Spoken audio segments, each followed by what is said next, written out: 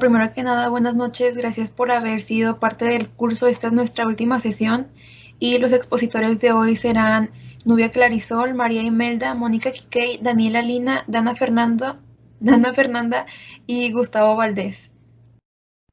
Y pues esta será nuestra octava sesión, sesión de retroalimentación, y también enseñaremos una actividad que servirá como práctica de todos los temas que hemos estado viendo. La primera sesión fue condiciones de trabajo y les vamos a enseñar un mapa conceptual en donde se resume todo lo que vimos referente a las condiciones de trabajo. Y pues bueno, los voy a dejar con mi compañera Nubia.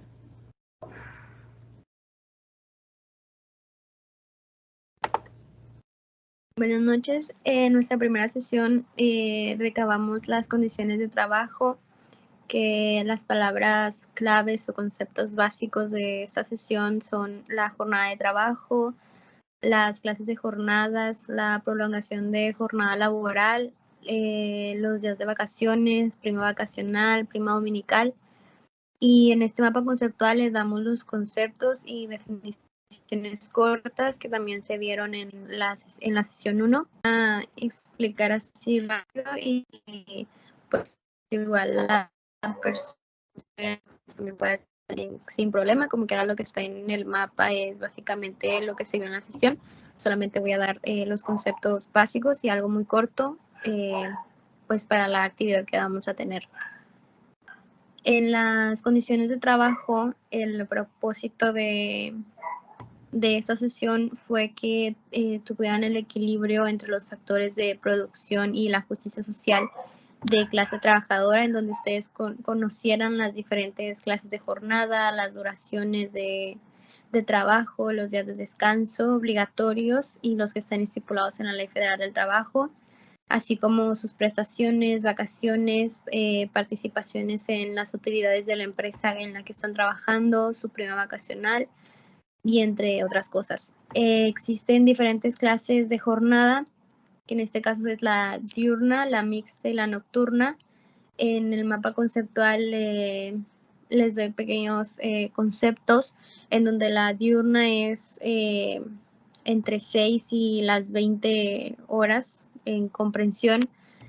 La mixta tiene la duración de 7 horas y media diaria, según el artículo 61 de la Ley Federal del Trabajo.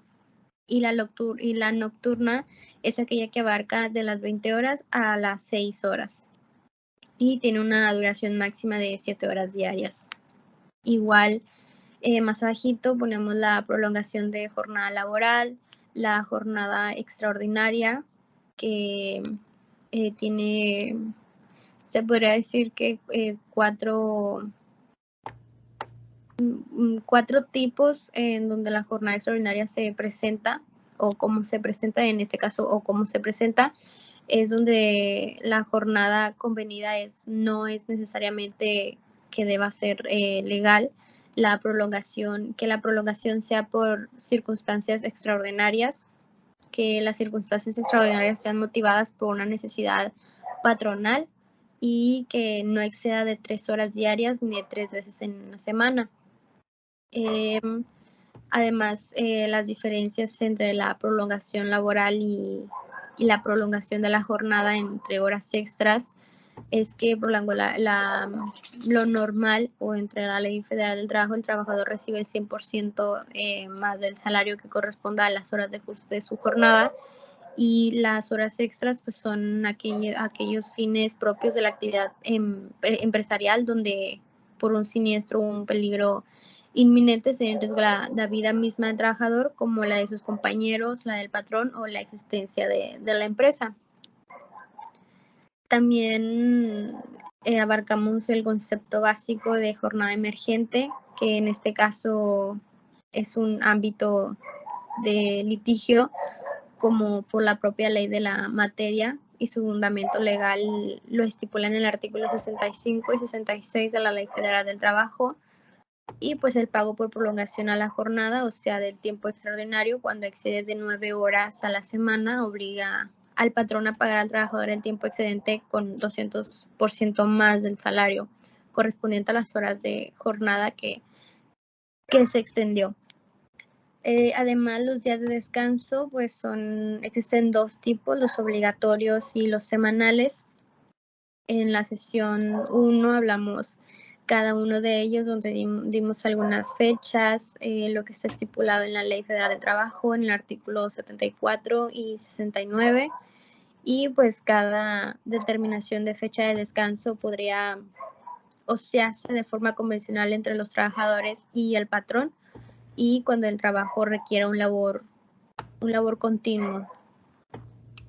También sobre el pago de prima dominical, pues son una prestación que es evidente.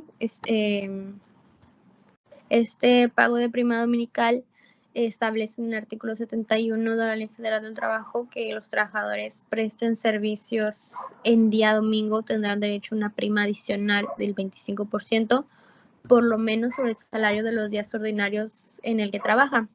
Esto excepto no aplica para trabajadores deportistas, artistas, músicos profesionales, etc. Y una de sus finalidades es el carácter fisiológico, en el que el cuerpo humano necesita periódicamente un descanso, por lo tanto también incluyen los días de descanso, pues que el carácter familiar, porque lo permite la convivencia en el hogar. Saltándose un poco al pago de prima dominical, siguen las vacaciones, que tiene como finalidad de permitir al trabajador un descanso más o menos prolongado para recuperar sus energías. Estas vacaciones serán dentro de los días laborales. Si interfiere un día de descanso semanal obligatorio, aumentará aquellos, pero pues también los empleados tienen el derecho de disfrutar de un periodo vacacional pagado. Además, la prima vacacional, en el sentido del artículo 80 de la Ley Federal del Trabajo, incluye que los trabajadores tendrán un derecho a una prima vacacional no menor al 25%, y pues esto incluye sobre el salario que le corresponda durante el periodo de vacaciones.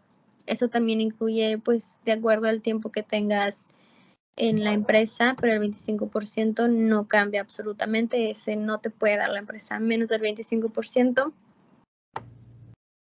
Y pues eso sería todo. Básicamente el mapa está un poco más reducido, pero igual abarca ciertos conceptos que en la sesión fueron importantes recalcar, así como las prácticas, pero todo está básicamente en los conceptos.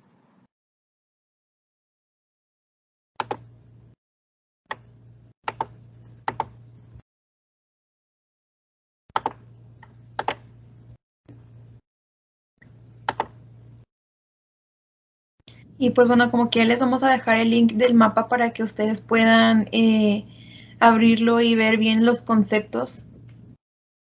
Ahora vamos a ver un repaso de la sesión 2, que fue práctica.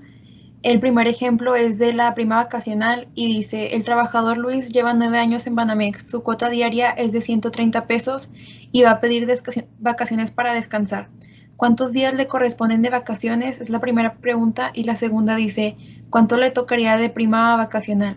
Bueno, primero tenemos que juntar los datos que nos está dando el problema. Su cuota diaria es de 130 pesos, su antigüedad es de 9 años de servicios y los días de vacaciones que le corresponden son 14 días, ya que si nos vamos a la tabla en donde nos indican los años laborados y los días de vacaciones, 14 son los días que le tocarían porque lleva 9 años trabajando en la empresa. Y lo primero que vamos a hacer es multiplicar la cuota diaria por los días que le corresponden. Nos va a dar un resultado de 1820 y lo vamos a multiplicar por 0.25, que vendría siendo la prima vacacional, y nos daría como resultado 455 de prima vacacional. Y lo que tenemos que hacer es sumar 1820 más 455, y esto sería igual a 2275. El segundo ejemplo nos habla de la prima dominical. El trabajador Luis trabaja en Oxxo, trabaja de martes a domingo y descansa los lunes. Su cuota diaria es de 195. Nos pide el porcentaje que le tocaría de prima dominical y cuál sería su salario completo incluyendo la prima dominical. Bueno, los datos que nos da el problema es la cuota diaria y los días en los que labora. Su cuota diaria es de 195 pesos y él labora de martes a domingo y descansa los lunes. Esto significa que como está trabajando en domingo, se le debe pagar una prima dominical.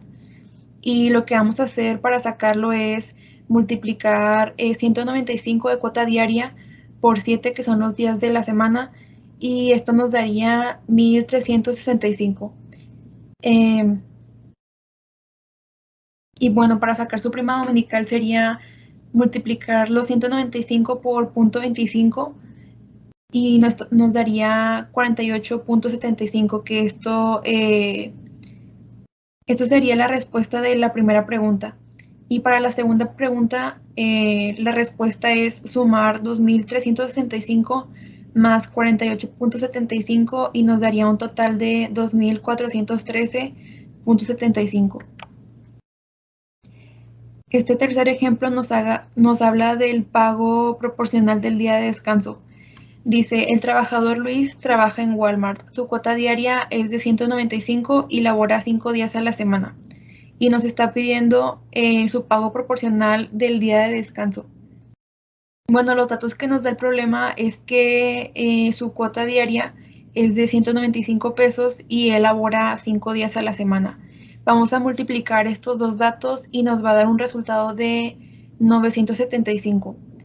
Y para sacar el pago del séptimo día de descanso, lo que tenemos que hacer es dividir este resultado entre 6 y nos daría 162.5. Y lo que tenemos que hacer es sumar este resultado con el resultado anterior, que es 975, y nos daría 1,137. Y pues bueno, esto sería todo de los ejercicios que vimos en la segunda sesión. Ahora vamos a ver la sesión 3, que era sobre las relaciones individuales de trabajo. Y lo explicará mi compañero Gustavo. Bueno, en la sesión 3 se vieron las relaciones individuales de trabajo. La definición de esto sería que es una noción jurídica que hace referencia a la correspondencia existente entre el asalariado y el patrón. Mediante esta relación de trabajo se crean derechos y obligaciones recíprocas para ambos sujetos. Esto se lleva hacia los elementos de la relación laboral, que sería el personal, el remunerado y el subordinado. También nos lleva hacia los contratos de la Ley Federal del Trabajo, que sería la contratación inicial, la contratación por obra y tiempo indeterminado. Los sujetos que intervienen en la relación de trabajo serían trabajador, patrón y el intermediario. Y también personas que no se toman en cuenta para trabajar serían menores de 15 años y personas sin educación mínima. Y esto sería el mapa conceptual de la sesión 3. Y pues bueno, vamos a pasar a la sesión 4, que se trató de salarios, y vamos a ver un mapa conceptual que resume los temas que vimos. Bueno, ahora voy a dar una pequeña retroalimentación sobre la sesión que vimos en la sesión 4, que sería los salarios. Aquí más bien, pues, ¿qué es el salario? Es la retribución que se debe pagar el patrón al trabajador por su trabajo, que en sí la remuneración ordinaria y es permanente que reciba el trabajador como contraprestación directa del servicio como la alimentación, la habitación o el vestuario suministrada al trabajador o ya sea su familia, salvo que las partes hayan pactado por escrito que dichos beneficios no constituyen el salario.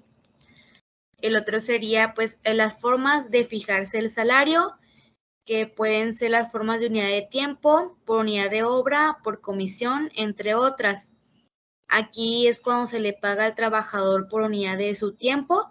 Se entiende que se le cubre por prestar sus servicios, ya sea al patrón, una hora o un número determinado de horas, independientemente de que los descansos ya tuviera pues el derecho. El otro sería los requisitos cuando se fija por unidad de obra. Aquí más bien pues el salario por unidad de obra es aquel que se paga al trabajador considerando el resultado del trabajo realizado durante su jornada. El otro sería también la importancia del salario al precio alzado, que aquí más bien el salario al precio alzado se combinan con los salarios por unidad de tiempo y por unidad de obra, y la retribución se paga en función de la obra que el patrón se proponga en ejecutar.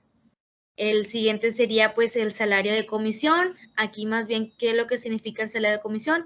Es que son aquellos que dependen totalmente del rendimiento de un trabajador. Los salarios a comisión pueden estar basados en una parte de las ventas de la mercancía ya vendida o los pagos iniciales. Otra forma de cubrir el salario pues es el salario de destajo, de aquel que se paga al trabajador tomando en cuenta efectivamente realizado en una jornada de trabajo ordinaria, o la otra sería el salario en especie, ya sea cuando el trabajador recibe como remuneración además de dinero efectivo o otros bienes diferentes como puede ser la alimentación y la habitación, entre otras. El siguiente sería pues el salario integrado, el salario que se integra como los pagos hechos puede ser en efectivo por cuota diaria, gratificaciones, primas y comisiones. Aquí más bien algunas son otorgadas legalmente como la prima dominical, la vacacional y la antigüedad, o más bien también el aguinaldo, mientras que otras pueden ser consideradas como prestaciones obtenidas en los contratos individuales o colectivos como el ahorro. La otra sería pues el aguinaldo o gratificación anual, que en sí aquí los trabajadores tendrán derecho a un aguinaldo anual que se deberá pagarse antes del 20 de diciembre, equivalente a 15 días de salario por lo menos. Y ahora sería también pues el plazo para el pago de salarios. Aquí más bien los plazos para el pago de salario nunca podrán ser mayor de una semana para las personas que desempeñan un trabajo material y de 15 días para los demás trabajadores. El siguiente sería el salario para el pago de las indemnizaciones. Aquí es más bien determinar el monto de las indemnizaciones que deban pagarse a los trabajadores. En sí se tomará como base del salario correspondiente al día que se nazca el derecho, o la indemnización incluyendo en él la cuota diaria y la parte proporcional de las prestaciones.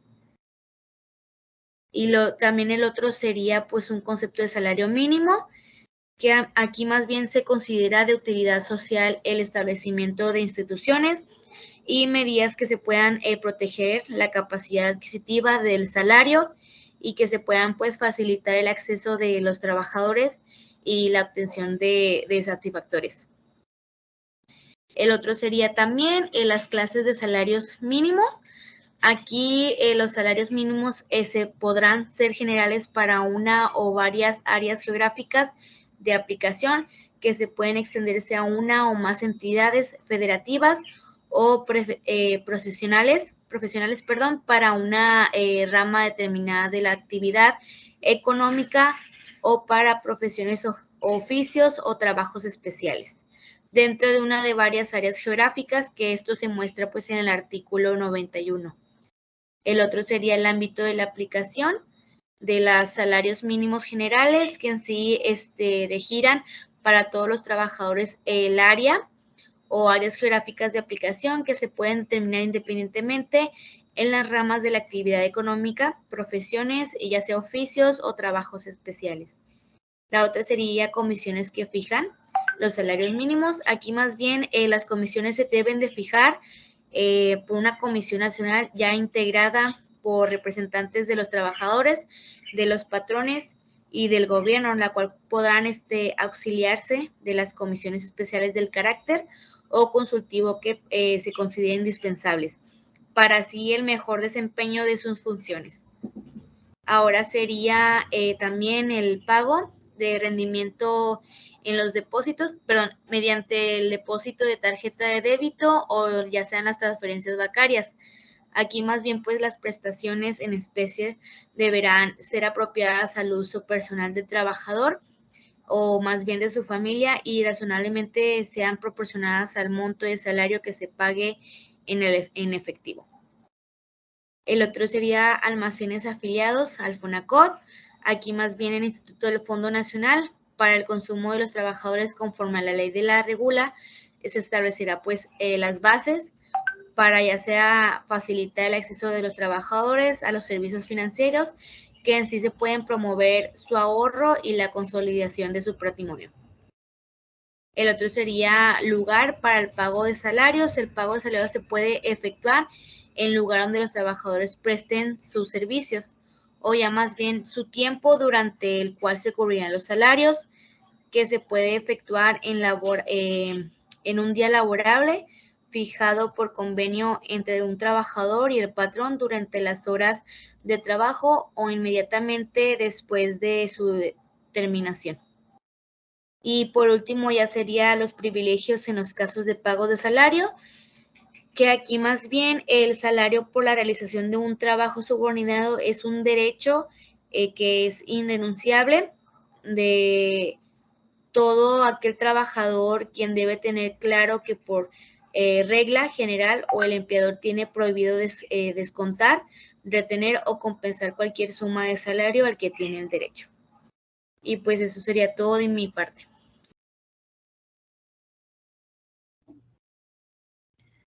Y pues bueno, vamos a continuar con la sesión 5, que fue una sesión práctica. Hicimos ejercicios de aguinaldo y de horas extras. Siguiente, por favor. El primer ejercicio se trata de conseguir el aguinaldo para este trabajador. Dice, el trabajador, Juan Alemán, ingresó a la empresa Gamesa el día 5 de agosto del 2020. Trabaja de 8 a.m. a 4 p.m. Su salario semanal es de 1,400 y se le dará una gratificación anual, o sea, aguinaldo, equivalente a 20 días. Y pues bueno, los datos que tenemos es que se llama Juan Alemán. Su jornada es diurna porque trabaja de 8 de la mañana a 4 de la tarde. Su salario semanal es de 1,400 y pues bueno, para sacar los días de aguinaldo del 2020 que le corresponden, primero debemos sacar el aguinaldo, así que vamos a identificar cuántos días trabajó en el año y para esto debemos de contar desde la fecha de ingreso hasta el 31 de diciembre, que sería del 5 de agosto hasta el 31 de diciembre. Estos serían en sí 149 días. Estos los vamos a multiplicar por 20 porque es el aguinaldo que se da en esta empresa y lo vamos a dividir entre 366 porque el 2020 fue año bisiesto. Y esto nos daría lo que es días de aguinaldo 2020, que sería 8.14. Y para sacar el importe de aguinaldo, deberíamos dividir el salario semanal entre 7 para así sacar la cuota diaria y lo vamos a dividir entre 8.14 y nos va a dar un resultado de 1,628.42. Siguiente, por favor. Y pues bueno, este ejemplo es sobre horas extras. Dice, el trabajador Juan Alemán trabaja en la empresa Gamesa. Su jornada es diurna, pero esta semana trabajará 3 horas extras. Bueno, los dos es que se llama Juan Alemán, su salario semanal es de 1,400, su cuota diaria es de 200, que esta la sacamos dividiéndola entre 7, y el salario por hora lo sacamos dividiendo 200 entre 8. Y esta semana va a trabajar 51 horas, pero como su jornada es diurna, le corresponderían trabajar solo 48 horas. Así que el total de tiempo extra van a ser 3 horas. Y estas 3 horas se le van a pagar doble, así que su salario sería de 150 pesos extras. Siguiente, por favor. Y pues bueno, ahora vamos a ver la sesión 6, que se trató de los derechos y obligaciones de los trabajadores y patrones. Pues bueno, como podemos ver en el mapa, el patrón, primero que nada, es la persona física o moral que utiliza los servicios de uno o varios trabajadores, y el trabajador es la persona física que presta estos servicios. Los derechos y obligaciones del patrón, de manera un poco resumida, que fue lo que vimos hace 2 sesiones, primero que nada, cumplir las normas de trabajo aplicables, pagar salarios e indemnizaciones y dar capacitaciones. Eso es esencial de parte del patrón. Y de parte del trabajador, cumplir con las normas aplicadas en el trabajo, comunicar las diferencias y ejecutar el servicio que éste esté dando. Siguiente, por favor. Y pues bueno, vamos a ver la sesión 7, que fue nuestra penúltima sesión. Esta se trató de la terminación de la relación laboral y los voy a dejar con mi compañera Dana. La rescisión laboral es el procedimiento indicado por alguna de las partes en un contrato válidamente celebrado a fin de dejarlo sin efecto.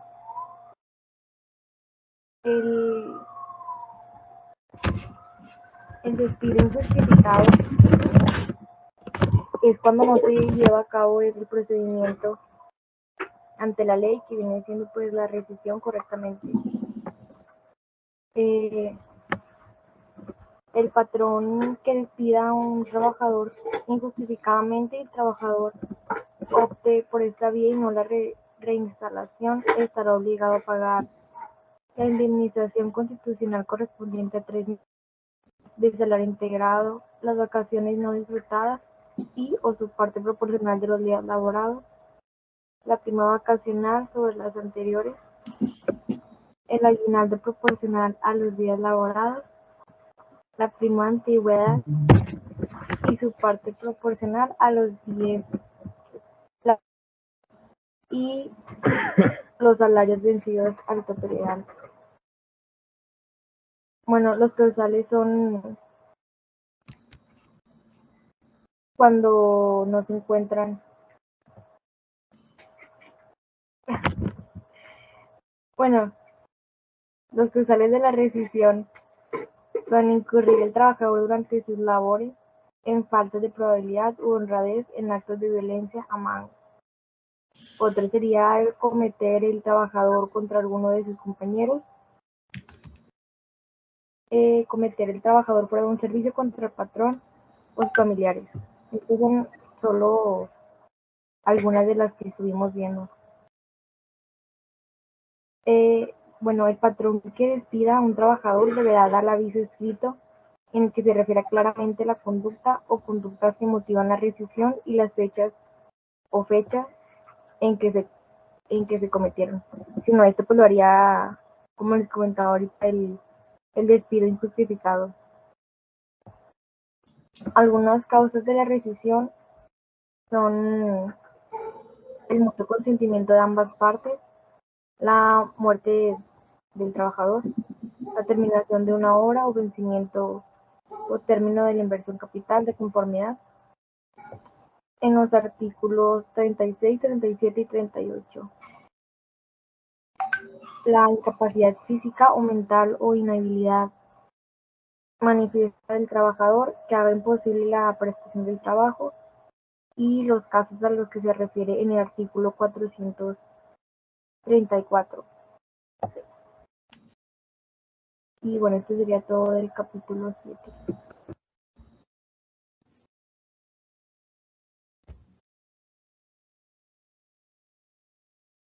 Y pues bueno, ya por último, les queremos dar las gracias por haber sido parte del curso.